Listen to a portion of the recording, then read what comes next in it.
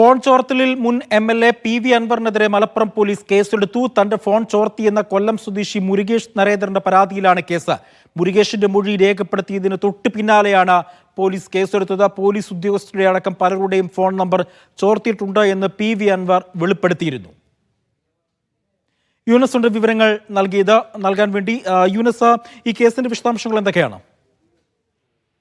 അജി, കഴിഞ്ഞ സെപ്റ്റംബർ മാസത്തിലാണ് അൻവർ ഒരു വെളിപ്പെടുത്തൽ നടത്തിയത്. ഈ ഫോൺ ചോർത്തി, കാരണം ഈ പോലീസ് ഉദ്യോഗസ്ഥരുടെ അടക്കം ഉയർന്ന വ്യക്തികളുടെ ഫോൺ താൻ ചോർത്തി എന്നുള്ള ഒരു വെളിപ്പെടുത്തലാണ് കഴിഞ്ഞ സെപ്റ്റംബറിൽ മലപ്പുറത്തെ വാർത്താ സമ്മേളനത്തിൽ PV അൻവർ വെളിപ്പെടുത്തിയത്. ഇതിന് പിന്നാലെ ഈ കൊല്ലം സ്വദേശിയായ ഈ മുരുകേഷ് നരേന്ദ്രൻ അദ്ദേഹം ഒരു പരാതി മലപ്പുറം പോലീസിന് നൽകുകയുണ്ടായിരുന്നു. ഈ മുരുകേഷ് നരേന്ദ്രൻ അൻവറുമായി സാമ്പത്തിക ഇടപാടുണ്ടായിരുന്ന ഒരു വ്യക്തിയാണ്, അൻവറുമായി വലിയ ബന്ധമുണ്ടായിരുന്ന ഒരു വ്യക്തിയാണ്.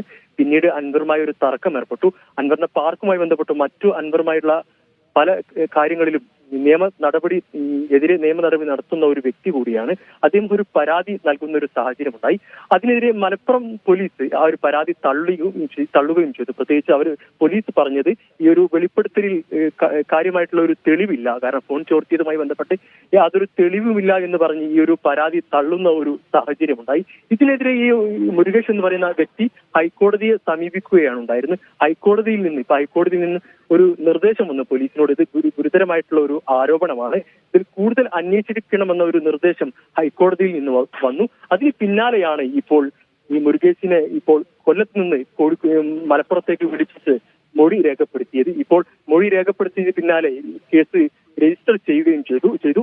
കൂടുതൽ അന്വേഷണം നടത്തി മറ്റു കാര്യങ്ങൾ അറിയിക്കുമെന്നാണ് ഇപ്പോൾ പോലീസ് വ്യക്തമാക്കുന്നത്. കാരണം ആ സമയത്ത് തന്നെ കൂടുതൽ ആരോപണങ്ങളും മറ്റു പരാതികളും ഉണ്ടായിട്ടും അൻവറിനെതിരെ യാതൊരു തെളിവുമില്ല എന്ന് പറഞ്ഞ് പരാതികളെല്ലാം തള്ളുന്ന ഒരു സാഹചര്യമാണ് പോലീസിന്റെ ഭാഗത്തു നിന്നുണ്ടായി.